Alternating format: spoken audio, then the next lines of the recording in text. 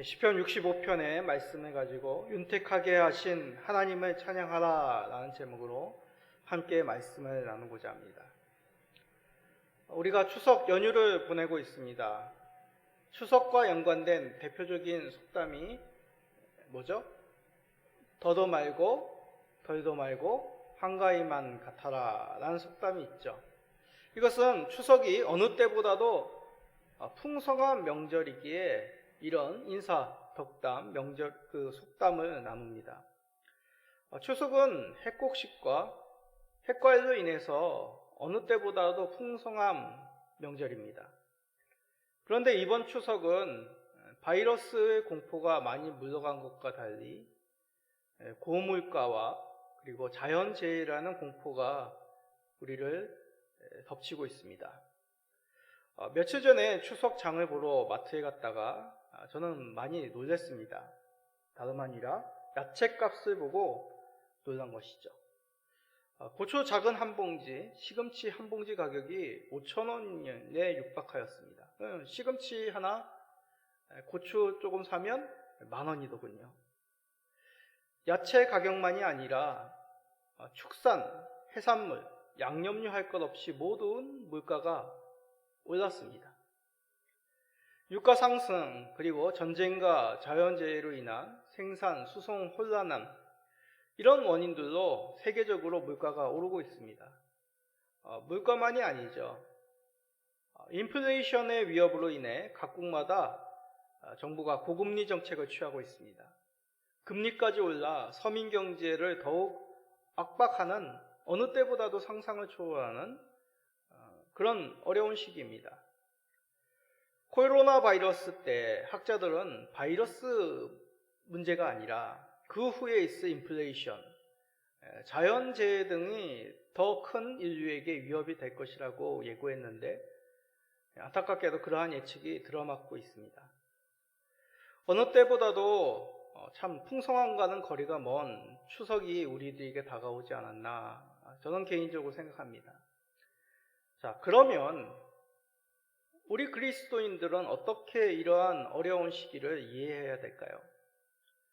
오늘 읽은 시편 65편은 그의 백성을 윤택하게 하시는 하나님을 찬양하라는 말씀입니다. 여기서 윤택하다라는 뜻은 부유하다, 재물을 얻다, 축적하다는 뜻입니다. 쉽게 말해 풍족해지다는 뜻이죠.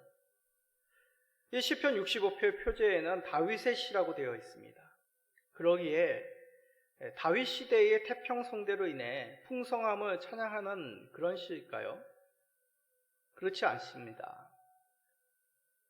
시대적으로 태평성대이던 그렇지 않던 오늘 말씀을 통해 우리는 얼마든지 그의 백성을 윤택하게 하시는 하나님을 깨닫고 그의 이름을 높일 수 있는 것이죠. 이 말이 무슨 뜻일까요? 주의 백성들의 풍성함, 윤택함은 물질의 많고 적음에 있지 않다는 뜻입니다. 이 뜻이 무슨 의미인지 시편 65편을 통해 살펴봅시다. 그리하여 지금과 같은 이 어려운 시대 속에서도 우리를 윤택하게 하시는 그 하나님으로 인해서 우리의 삶 속에 만족함이 흘러넘치고 감사가 흘러넘치는 우리 모든 성도님 되시기를 간절히 간구드립니다.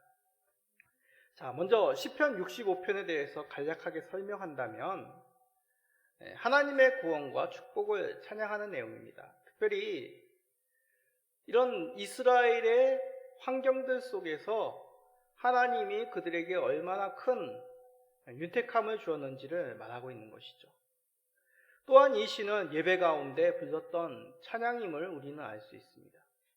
표제에 다윗의 시라는 것과 덧붙여 인도자를 따라 부르는 노래라고 이렇게 적혀 있습니다. 예배 가운데 찬양 인도자를 따라 불렀던 찬양이라는 뜻이죠. 또한 우리가 1절을 보면 주의 성전이 있는 시온에서 기다린다라는 그런 구절이 있습니다. 기다린다는 것은 주의 음성을 듣고자 잠잠히 하며 기다린다는 것이죠. 그런데 기다리는 주체가 뭡니까? 사람이 아니라 찬송입니다. 찬송이 의인화돼서 기다린다고 얘기합니다. 시온에서 잠잠히 주의 음성을 듣고자 기다린다고 고백하고 있는 것이죠. 찬송이 말입니다. 이게 무슨 의미겠습니까? 찬송이란 하나님 앞에 나아가 잠잠히 주의 뜻을 알고자 함이라는 것이죠. 좀 더 쉽게 말하면 찬송이란 어떤 세상의 가요처럼 자신의 감정을 더 아름답게 극적으로 경쾌하게 리듬에 맞춰 표현하는 것이 아니란 얘기입니다. 찬송이란 하나님께 나아가는 것, 하나님의 뜻을 알고자 하는 것, 그런 의미가 담겨져 있다는 것이죠. 자, 하나님의 백성들에게 이러한 자리는 어디일까요? 하나님 앞에서 잠잠히 자신의 마음을 다스리며 주의 뜻을 알고자 주님께 귀를 기울이는 그런 구체적인 장소. 그것은 바로 예배의 자리입니다. 이스라엘은 시편 65편은 하나님께 제사 드릴 때 낭독함으로 하나님의 뜻을 잠잠히 듣고 나의 마음에 주신 그 주의 뜻을 행하는 자리로 나아갔습니다. 자, 하나님 앞에 예배의 자리에 나아간다면 그의 백성들은 먼저 하나님 앞에서 무엇을 깨닫게 되는 것일까요? 우리가 하나님을 만날 때 우리가 매일 먼저 고백해야 될 고백은 무엇입니까? 자, 시편 65편 3절을 읽어봅시다. 죄악이 나를 이겼사오니 우리의 허물을 주께서 사하시리이다. 자, 이겼다는 원어적인 뜻에는 우세하다, 능가하다는 그런 의미가 담겨져 있습니다. 그러기에 죄악이 나를 이겼다라는 그런 의미는 죄의 문제들이 나를 압도했다는 것이죠. 그런데 이것을 어디서 깨닫는다고요? 하나님께 예배하는 곳인 그 시온에 나와서 가장 먼저 자신의 무거운 죄를 깨닫고 고백한다는 것입니다. 그렇습니다. 하나님을 만나면 제일 먼저 깨닫게 되는 사실, 나에게 어떠한 죄가 있는지 그 죄의 무게를 하나님 앞에서 제일 먼저 절감한다는 것이죠. 부자든 가난하든 어떤 사람이든 모든 사람들은 하나님 앞에서 자신의 삶을 고해야 되는데 그 첫 번째가 바로 나의 죄의 문제입니다. 이 뜻이 죄악이 나를 이겼다라는 그런 의미입니다. 이것은 죄책감과는 전혀 다릅니다. 죄책감은 더욱 우리로 하여금 죄를 숨기게 만들고 우리의 삶을 더욱 어둠으로 끌고 갑니다. 그러나 하나님 앞에서의 죄의 고백은 하면 할수록 우리는 더욱 빛이신 그 하나님께로 나아가게 만드는 것이죠. 우리가 하나님을 만날 때 그 자연스러운 반응이 바로 주의 백성들은 죄의 고백이라는 것입니다. 예수님의 수제자 베드로의 모습을 한번 생각해 봅시다. 자, 누가복음 5장 8절입니다. 시몬 베드로가 이를 보고 예수의 무릎 아래에 엎드려 이르되 주여 나를 떠나소서 나는 죄인이로소이다 하니, 이렇게 베드로도 예수님을 뵙고 자신 스스로가 죄를 해결할 수 없는 죄인임을 시인하며 예수님께 무릎을 꿇습니다. 그러면 주께서는 죄를 고백하는 자들을 그 죄값대로 징계하실까요? 그러면 하나님 앞에 살아남을 자가 하나도 없습니다.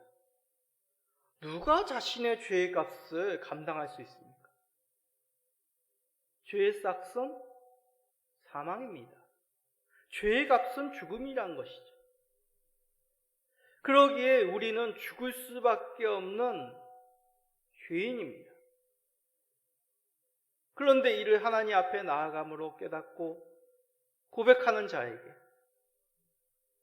하나님께서는 용서를 베푸시는 것이죠. 하나님께서 우리의 죄를 용서해 주시는 은혜, 이것이야말로 주로 말미암아 하나님으로 말미암아 얻게 되는 풍성함의 첫 번째 의미라는 것입니다.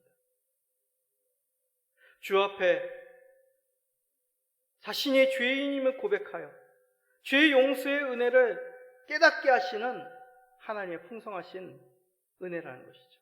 이것을 다윗은 찬양하고 있습니다. 다시 한번 시편 65편 3절을 읽어봅시다.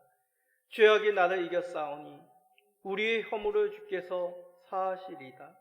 주님께서 어떻게 하신다고요? 우리의 죄를 징계하시고 사망으로 심판하십니까? 아니죠. 우리의 허물을 주께서 용서하십니다. 우리의 허물을 덮으시는 믿는 자야말로 참된 하나님의 풍성함이 머문 자들이라는 얘기죠. 4절은 더 그 의미를 더욱 깊게 우리를 그 은혜 가운데 잠기게 합니다. 4절을 읽어봅시다. 주께서 택하시고 가까이 오게 하사 주의 뜰에 살게 하신 사람은 복이 있나이다.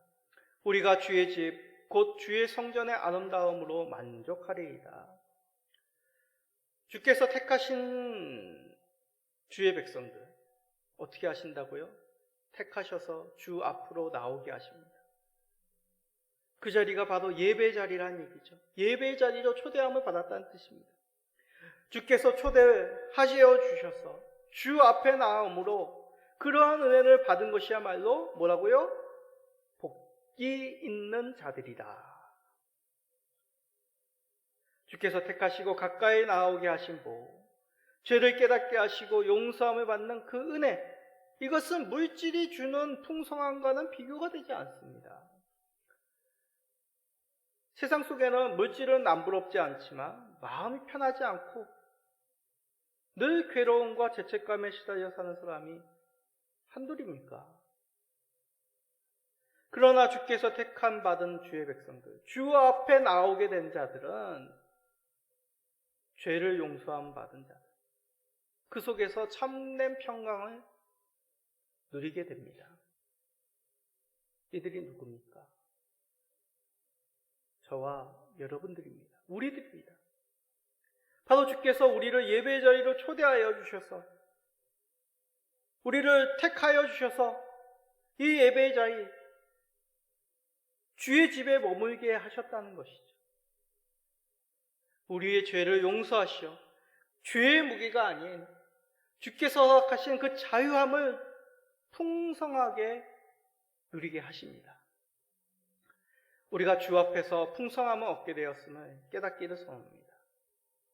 이것을 깨달아 주께 찬송을 올리시는, 감사를 고백하시는 모든 성도님들이 되시기를 간절히 간구드립니다. 그런데 이러한 주께서 택하시고 용서한 그 은혜, 이 은혜를 우리와 같은 믿는 사람만이 알게 되는 사실이 아니냐니. 이러한 주 앞에서의 풍성함은 예전부터 땅끝 먼 바다에서 거하는 자들도 알만한 놀라운 권능으로 우리 하나님께서 나타내셨다라고 밝힙니다. 자, 시편 65편 5절 읽어봅시다. 우리 구원의 하나님이시여 땅의 모든 끝과 먼 바다에 있는 자가 의지하여 주께서 의를 따라 어미하신 일로 우리에게 응답하시리이다. 이 말씀은 구약의 여러 사건들을 바탕으로 말씀하고 있는 것입니다. 대표적으로 어떤 사건이겠습니까? 땅의 모든 끝, 먼 바다에 있는 사람들, 다시 말해 세계 곳곳의 사람들이 듣고 보았던, 소문으로 들었던, 눈으로 목격하였던 하나님의 놀라운 사건이 무엇입니까? 그렇습니다. 출애굽 사건이죠. 그리고 가나안 땅에서 보여주신 그의 백성들에게 그 땅을 정복하도록 승리를 안겨주신 놀라운 사건입니다. 과연 어떤 신이 강성한 나라의 한 민족을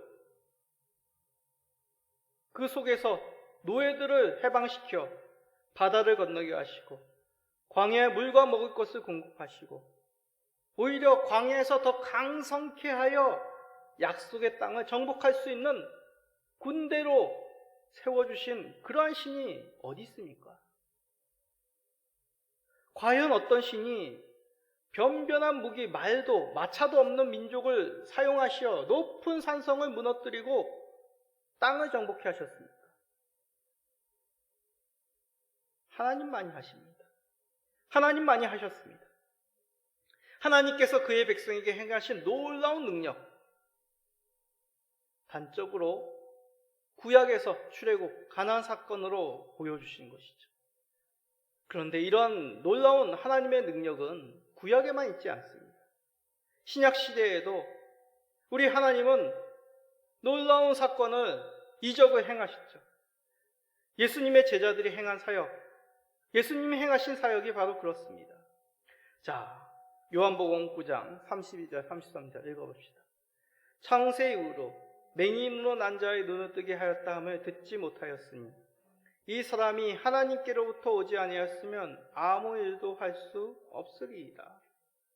예수님이 행하신 놀라운 이적을 보고 유대인들 사이에서도 큰 동요가 일어난 것입니다. 그러면서 일부는 뭐라고 고백을 합니까? 창세 이후로 맹인으로 난 자의 눈을 뜨게 함을, 그런 일이 어디 있느냐? 하나님께로부터 오지 않았다면 이러한 일은 없었다. 과연 누구의 이름으로 보지 못하는 자가 보게 되고 귀신 들린 자들이 고침을 받고 죽은 자가 살아나며 생명의 복음이 전파될 수 있습니까? 그렇습니다. 예수님과 그의 이름으로 행하는 자들이 행한 이 놀라운 일 속에는 바로 예수님이 하나님을 밝히시는 것이죠.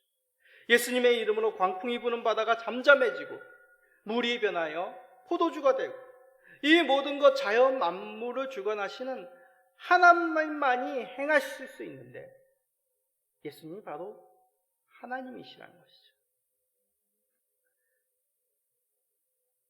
그런 능력이 있는 자라면 사람을 억누르고 있는 그 모든 것을 제어할 수 있습니다. 자연도, 병마도, 질병도, 귀신도, 죽음까지도 모든 세상의 자연 만물의 권세들 제어하시는 것이죠. 자연 만물과 인간의 생사화복을 다스리는 분 바로 하나님이십니다. 예수님께서 바로 하나님으로 이 모든 이적을 행하시어 이 세상 만물을 복종케 하시는 만군의 주 하나님임을 증거하시는 것이죠. 이렇듯 하나님의 능력, 그 능력은 그의 백성들, 하나님의 백성들에게 내리시는 풍성함을 보여주고 있습니다. 세상 모든 자들이, 세상 모든 피조물들이 한 지역만이 아니라, 한 시대만이 아니라, 일부의 특별한 사람들만이 깨닫는 것이 아니라 모든 자들이 예수님만이 하나님으로 이 모든 능력을 행하시는 능력자임을, 구원자임을 깨닫게 하시는 것이죠. 말도 하지 못하고 지식이 없는 피조물들이라 하나님을 거역하는 거부자들도 하나님의 약속 가운데 행하신 놀라운 구원과 심판의 역사를 목도하며 두려워하며 그 영광을 고백하고 찬양할 수밖에 없습니다. 그렇다면 지금이라고 달라지겠습니까? 지금 우리가 처해 있는 이 어려움 무엇입니까? 전쟁, 질병, 자연재해, 분노와 미움, 불확실한 미래, 이러한 두려운 것들로부터 건져주실 분이 누구란 뜻입니까? 우리 주 하나님 예수 그리스도십니다. 이 말에 질문을 가지시는 분도 계실 것입니다. 아니, 무슨 말이세요? 전쟁은 복잡한 세계 역사 속에서 각국의 이익이 맞물려 생긴 것 아닌가요? 뉴스도 안 보세요? 질병은 바이러스들이 변종이 되어서 우리들을 괴롭히는 거 아닙니까? 자연재해가 왜 지금 많은 줄 아세요? 온난화로 인하여 자연 파괴가 가속화된 거 아닙니까? 왜 최근에 그런 묻지마 범죄, 사회적인 분노의 범죄가 일어납니까? 과격한 정치 이념과 종교관, 민족주의, 그런 것도 생긴 거 아닌가요? 이러한 모든 것이 복잡하게 얽혀서 더욱더 불확실한 미래 가운데 두려움 속에 잡혀 있는 거 아닌가요? 맞습니다. 그러면 다시 묻습니다. 그 모든 것들의 근원이 어디에 있습니까? 이 모든 문제들의 근원을 해결하고 질서를 회복할 능력이 누구에게 있습니까? 사람들이 머리를 맞대고 높은 이성과 인류애와 과학의 힘으로 이 문제들을 모두 해결할 수 있을까요? 지금은 어느 때보다도 지식이 많고 사람에 대한, 인류에 대한 이해가 높은 시대입니다. 어느 정도 작은 부분에 있어서는 해결하고 있습니다. 단순한 문제들은 해결할 가능성도 점점 커지고 있는 것이 또한 사실입니다. 그러나 장담할 수 없죠. 우리에게는 어떤 누구도 이 시대의 무엇도 이 땅에 일어나는 모든 문제를 해결할 능력이 없습니다. 오직 자연 만물의 질서를 회복하고 우리를 구원하실 수 있는 능력이 있는 분은 하나님뿐이 없는 것이죠. 그의 백성들을 능력으로 구원하실 것이라는 이 약속, 우리는 하나님 말씀을 통해 깨닫게 됩니다. 그러기에 우리는 어찌 복되다고 윤택하다고 말하지 않을 수 있겠습니까? 이를 모르면 여전히 불안 가운데 살 수밖에 없습니다. 소망이 없습니다. 더 서다봐야 봤자 고통만이 있는 세상, 살아야 결국 멸망이니 불안할 수밖에 없죠. 그러나 우리는 어떻습니까? 우리를 구원할 진정한 문제를, 이 죄의 문제를, 이 사망의 문제를, 이 고통의 문제를 해결하실 수 있는 능력, 하나님께 있음을 깨달음으로 불안함이 아니라, 두려움이 아니라 하나님을 인하여 우리는 평강에 거하게 됩니다. 능력의 하나님, 구원의 하나님으로 인해 참된 윤택함, 풍성함을 누리시는 모든 성도님 되시기를 간절히 간구드립니다. 자, 이렇게 하나님께서 만물을 다스리는 권능을 가지셨다면, 우리를 구원하실 능력이 있다면 결국 그의 백성들은 그 속에서 무엇을 누리겠습니까? 자, 예를 들어 설명합니다. 역사 가운데 힘이 강성했던 시대가 있죠. 왕들. 조선시대 때 어느 시대를 꼽습니까? 세종대왕 시대를 꼽죠. 그때의 백성들의 입에서 태평성대의 말이 나옵니다. 왕들이 지혜가 있고 강성하다, 그러면 그의 백성들은 자연스럽게 풍성하게 됩니다. 능력이 있는 왕이라면 그의 백성들을 풍성케 함이 지극히 당연하죠. 마찬가지입니다. 세상 만물을 다스리시는 권능이 우리 하나님께 있으므로 주의 백성들은 그 하나님의 능력 가운데 풍성함을 누리게 되는 것이죠. 이것을 이 시편 65편에서는 어떤 농사를 짓는 모습, 농사 가운데서 하나님이 주시는 비, 풍성함, 그것으로 표현하고 있다는 것입니다. 자, 시편 65편 9절 10절을 읽어봅시다. 땅을 돌보사 물을 대어 심히 윤택하게 하시며 하나님의 강에 물이 가득하게 하시고 이같이 땅을 예비하신 후에 그들에게 곡식을 주시나이다. 주께서 밭고랑에 물을 넉넉히 대사 그 이랑을 평평하게 하시며 또 담비로 부드럽게 하시고 그 싹에 복을 주시나이다. 자, 9절에서 말씀하시는 하나님의 강, 이것은 1절에서의 시온과 맞는, 매치가 되는 그런 단어입니다. 창세기에서 에덴 동산의 모습 속에서 강이 나옵니다. 에스겔의 환상 속에서도 새 성전에 강이 흘러나옵니다. 물이 흘러나옵니다. 계시록에서도 영원한 새 성전에 모두 강이 흘러나옵니다. 물이 흘러나옵니다. 같은 의미입니다. 하나님의 성전이 있는 그 시온, 그곳에서 뭐가 나온다고요? 하나님의 강으로 말미암아 땅이 윤택하게 하신다는 것이죠. 그러기에 여기서 말씀하시는 윤택함이란 단지 이스라엘의 어떤 자연 환경 속에서 농사를 짓는 가운데서의 윤택함만을 말하는 것이 아닙니다. 엘리야 시대 때, 구약의 시대 때를 생각해 보십시오. 하나님께서는 바알과 아세라 신으로 말미암은 풍요가 아니라 하나님의 은혜로, 하나님께서 적당하게 내리시는 그 은혜의 변비로 말미암아 그 땅을 풍성케 하심을 나타내셨습니다.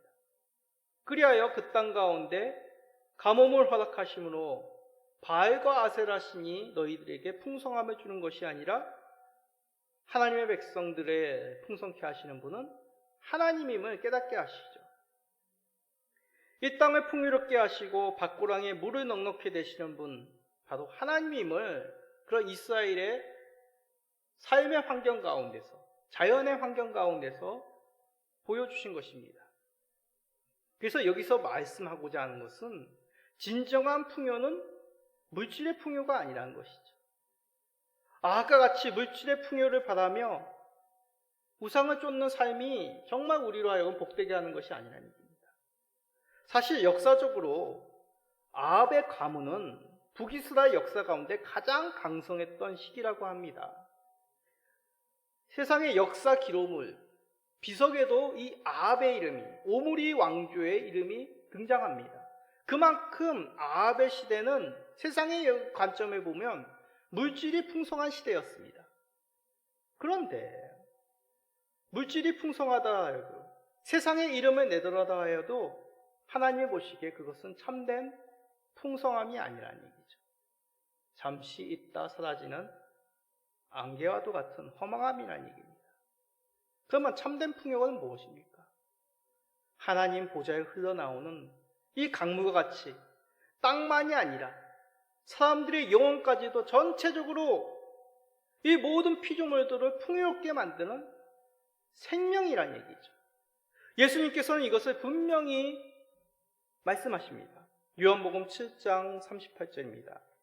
나를 믿는 자는 성경의 이름과 같이 그 배에서 생수의 죄송합니다. 제가 읽어드리겠습니다. 나를 믿는 자는 성경의 이름과 같이 그 배에서 생수의 강이 흘러나오리라 하시니, 예수 그리스도를 믿는 자는 그 속에서 생수의 강이 흘러나올 것입니다. 그리스도 안에서 새어나오는 생명이죠. 이것을 바울 사도는 그리스도로 말미암은 만족이라고 표현합니다. 자, 빌립보서 4장 12절 13절입니다. 나는 비천에 처할 줄도 알고 풍부에 처할 줄도 알아. 모든 일, 곧 배부름과 배고픔과 풍부와 궁핍해도 처할 줄 아는 일체의 비결을 배웠노라. 내게 능력 주시는 자 안에서 내가 모든 것을 할 수 있느니라. 이것이 물질의 풍성을 말씀하고 있습니까? 아니죠. 예수 그리스도로 말미암은, 그 속에서 흘러나오는 생명으로 말미암은 만족입니다.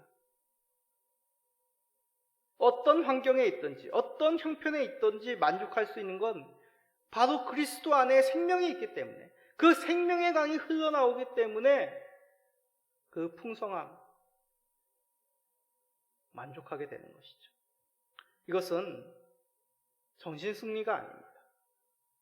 돌을 닦아서 생리상에 대한 욕망이 없어지고 어떤 청빈에 대한 그런 높은 어떤 이상을 바라보는 모습이 아니죠.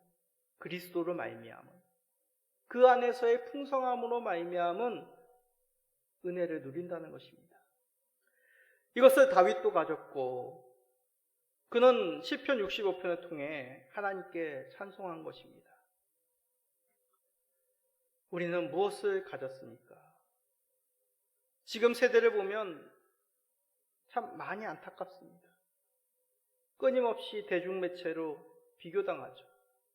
SNS를 통하여 우리는 정말 볼품없는 인생이라고 끊임없이 쇠뇌를 하고 있습니다.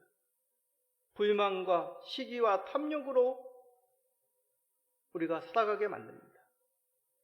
가진 자들을 부러워하고 상대적으로 나 자신은 점점 가난하다고 생각하도록 만들고 있습니다. 비교를 한다면 누군가는 부족하고 탄식을 내뱉을 수밖에 없는 것이죠. 더욱 심적으로 우울해집니다. 그러나 생각해 보십시오. 인류의 역사상 가진 자들은 늘 있었고 물질적으로 부족한 자들도 늘 있었습니다. 그러나 하나님의 관점은 다릅니다. 하나님 앞에서 이러한 법칙은 성립되지 않습니다. 왜냐하면 하나님께는 참된 풍족함만이 있기 때문이죠. 죄의 용서와 구원의 능력, 우리를 온전케 하시는 그 참된 생명이 그로부터 흘러나옵니다. 이러한 주 안에서의 풍성함이 있는 자들은 주 안에서 모든 것을 할 수 있습니다. 이 뜻은 단지 지금의 만족함을 현상 유지에만 급급하는 것이 아니라 모든 자들이 주께 나와 주로 말미암은 그 풍성함을 누릴 수 있도록 주의 생명을, 주의 풍성함을 나누어 주기에 주저하지 않는 그러한 은혜를 공급하는 자들도 살아갈 수 있다는 것이죠. 주 3위 안에 하나님 안에서만이 참된 풍성함이 있습니다. 그로 인하여 그 풍성함을 누리는 우리들은 널리 그 하나님이 풍성하시다, 하나님 안에서의 그 윤택함을 누릴 수 있다라고 알리며 세상의 핍절한 자들을 주께로 초대할 수 있는 것입니다. 하나님의 풍성함을 누리시고 널리 이것을 나누어 주시는 이 복된 삶, 이 추석 명절에 더욱 그것을 누리시고 이웃 주민들에게 하나님의 풍성함을 나누어 줄 수 있는 모든 성도님 되시기를 간절히 예수 그리스도의 이름으로 축복하며 소원합니다. 아멘.